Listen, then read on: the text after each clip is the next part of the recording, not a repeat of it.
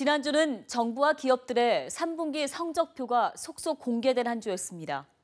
힘든 서민 경제와 달리 A학점 받은 곳들이 적지 않이 있었습니다만 반대로 돌출 악재 때문에 큰 고민에 빠진 기업들도 속출했는데요. 기업 기상도를 통해 살펴보시죠. 김종수 기자입니다. 한 주 기업 뉴스 리뷰 주간 기업 기상도입니다. 3분기 한국 경제 성장률이 7년 3개월 만에 최고, 그야말로 A+였습니다. 하지만 늘어난 정부 씀씀이와 반도체 수출 호조덕일 뿐 투자, 민간 소비는 비약점이나 되려나요? 기업들이 좀 더 힘내기를 바라며 기업 기상도 맑은 기업부터 찾아갑니다. 먼저 SK 하이닉스입니다. 3분기 매출, 영업이익, 순이익이 동시에 사상 최고를 기록했습니다. 분기 매출이 4조 2천억, 1년 전보다 91% 늘고 영업이익, 순이익이 각각 3조 7천억, 3조 원, 5배가 됐습니다. 한 분기 만에 기록을 다시 쓴 겁니다. 2000년대 중반 세계 반도체 업계 태반이 쓰러진 치킨 게임 때 주인도 없이 버텨온 게 이날을 보려고 한 게 아닌가 싶습니다. 다만 반도체 경기도 내년 하반기엔 꺾어지리란 관측도 있습니다. 정상에 있을 때가 흐린 날 대비하기 참 좋은 때입니다. 다음은 수협은행입니다. 회사 이끌 수장을 반년 만에 겨우 모시는 데 성공했습니다. 전임 행장 임기 만료가 4월 초, 그런데 반년이 지나도록 행장이 없었습니다. 공적 자금을 넣었다며 관료 출신 앉히려는 정부 쪽, 자신 측 인사를 앉히려는 수협 쪽의 갈등 탓입니다. 결국 6개월 만에 해결됐습니다. 새 CEO는 우리은행 출신 이동빈 행장이었습니다. 신임 행장은 취임식에서 소매금융 여신 확대를 강조했답니다. 공적 자금 1조 1천억 빨리 갚아야 할 처진 이해하지만 정부의 가계부채 대책 발표 다음 날이란 점이 좀 걸리네요. 이제 흐린 기업입니다. 먼저 롯데건설입니다. 재건축 비리 논란 속에 경찰이 회사에 들이닥쳤습니다.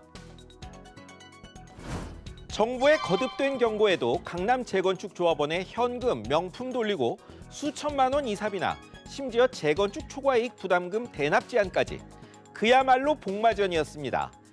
그 한복판에 있던 롯데에 올 것이 온 겁니다. 23일 경찰이 본사를 전격 압수수색했습니다. 롯데건설만이 아니란 건 건설업계가 더 잘 아시죠? 이제 과열은 시키고 안 그래도 담화, 불공정 하도급으로 얼룩진 건설 분야에 얼룩을 더 크게 만드는 일은 그만했으면 합니다. 다음은 한국수력원자력입니다. 신고리 5,6호기 공사 재개 결정 났지만 걱정이 더 커졌습니다. 공론화위원회의 공사 재개 권고로 숨 돌린 듯 했지만 정부의 에너지 정책 방향은 탈원전 그대로였습니다. 신규 원전 6곳 백지와 2038년까지 현 24기에서 14기로 축소 방침 확정한 겁니다. 이 때문에 발생할 송사 걱정 때문일까요?